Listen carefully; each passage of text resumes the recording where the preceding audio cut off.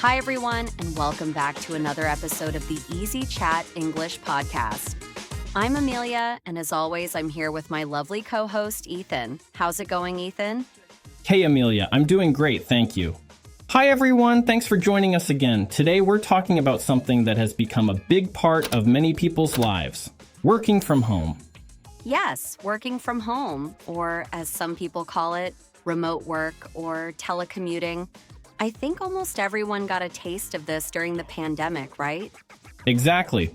For some, it was a big change. But now a lot of people are sticking with it because of the flexibility it offers.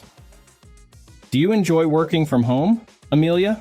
I have to say, I do. I mean, not having to commute is such a time saver. I used to spend almost an hour every day just driving to work and back. Now, I can use that time to be productive or even to relax a bit more. What about you? Oh, definitely. I love not having to deal with traffic anymore. I also like the fact that I can work in comfortable clothes. But there are some challenges too, don't you think? Yeah, we'll definitely get to the challenges. But first, let's talk about the home office. I know for me, setting up a good workspace was key to staying productive. How's your home office looking, Ethan? Well, at first I was just working at the kitchen table, but I quickly realized that I needed a proper workspace. Now I have a little home office set up in the corner of my living room. It's nothing fancy, but it's ergonomic, which is so important. I even got a better chair to make sure I don't hurt my back while sitting for long hours.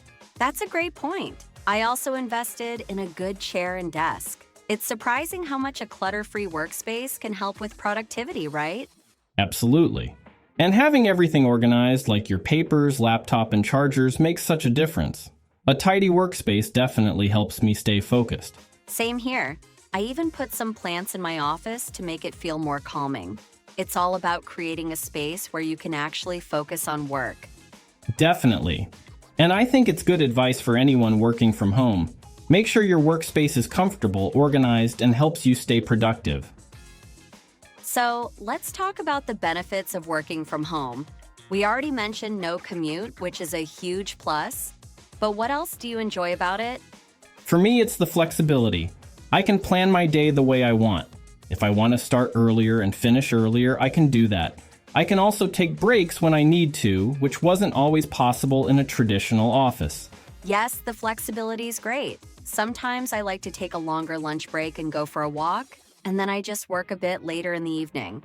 It's nice to have that autonomy. Oh, and you can't forget about work attire. I mean, working in comfortable clothes or even pajamas some days is a little perk that makes the day feel more relaxed. Haha, yes, I'm definitely guilty of wearing pajamas while working. I think a lot of people enjoy that comfort, and of course, the ability to work from anywhere as long as you have your laptop and a good internet connection is a big plus. But it's not all sunshine and rainbows, right? There are definitely some challenges when it comes to working from home. What's been difficult for you? Oh, distractions for sure. I live in a busy neighborhood, so sometimes it's noisy or I get distracted by things around the house, like laundry or the TV. I can relate to that. It's so easy to procrastinate when you're at home. You think, oh, I'll just quickly clean the kitchen, and then suddenly an hour has passed. Exactly. And another thing is the isolation. In the office, you have your colleagues to chat with and you don't feel so alone. But working from home can feel a bit lonely at times. That's true.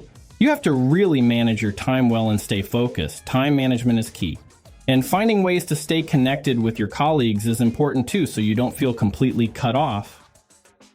Let's share some tips for staying productive while working from home. I've found that sticking to a routine really helps. I make a to-do list every morning and plan out my day, just like I would if I were in the office. That's a good idea. I also stick to a routine. And I make sure to take breaks. Real breaks, not just checking my phone while still sitting at my desk. I try to get up, stretch, or even step outside for a few minutes. Yes, taking breaks is important. I've started using the time blocking method, where I focus on one task for a set amount of time and then take a short break before moving on to the next one. It really helps me stay on track. That's a great technique. I've also found that having a dedicated workspace, as we mentioned earlier, really helps with productivity. It's easier to get into work mode when you're sitting at a desk rather than on the couch. Definitely. And setting clear goals for the day is key. It helps me stay motivated and gives me a sense of accomplishment when I can check things off my list. Another big challenge with working from home is maintaining a good work-life balance. How do you manage that? It's tough, but I've learned that setting boundaries is essential. At the end of the workday, I make sure to switch off mentally, just like I would if I were leaving the office. Otherwise, it's too easy to keep working late into the night. I agree. I used to overwork when I first started working from home because there wasn't a clear line between work time and personal time. Now, I set a specific time to stop working, and I stick to it. It's important for avoiding burnout. Exactly. And I've also found that having hobbies or activities outside of work helps me unwind and relax. That way, work doesn't take over my entire life. Let's talk about communication. Obviously, it's different when you're working remotely. How do you stay in touch with your colleagues? Well, we use a lot of video conferencing tools like Zoom and Microsoft Teams. And of course, there's email, but we also use Slack for quick messages and collaboration. Yeah, Slack has been a lifesaver for me too. It's so easy to send quick updates or ask questions. And video calls are good for maintaining that human connection, even though we're not physically in the same office. Exactly. It's important to stay connected, not just for work purposes, but also to maintain that sense of teamwork and support.